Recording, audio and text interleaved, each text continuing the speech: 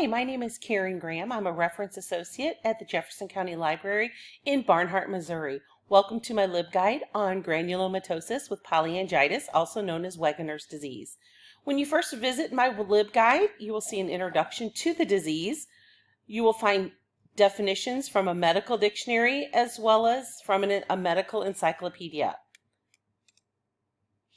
When you click on the disease overview, you're going to see a little bit of history about the disease, how it was renamed. It was originally called Wegener's disease until 2011 when it changed names to granulomatosis with polyangiitis. You'll see a couple of brief YouTube videos that explain the condition and some different treatment and prognosis issues. You'll also see a list of symptoms for the disease. When you click on diagnosing the disease, you're going to see several different ways that they properly diagnose this condition. This is a very rare autoimmune disease. Under the treatment tab, you're going to see some of the most common treatments available at this time and the most effective methods that are used. Under the Helpful Resources tab, you're going to find support groups for the condition.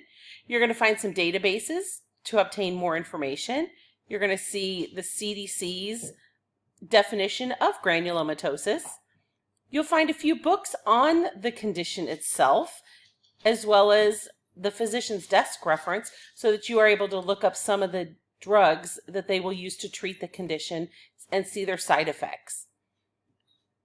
There is a list of top hospitals in St. Louis, Missouri that diagnose and treat this condition, as well as a directory of specialists, because depending on where this disease affects your body, it will determine how many specialists you will need. So you have ENTs, you have hematology, you have oncology, rheumatology. Those are the main specialties.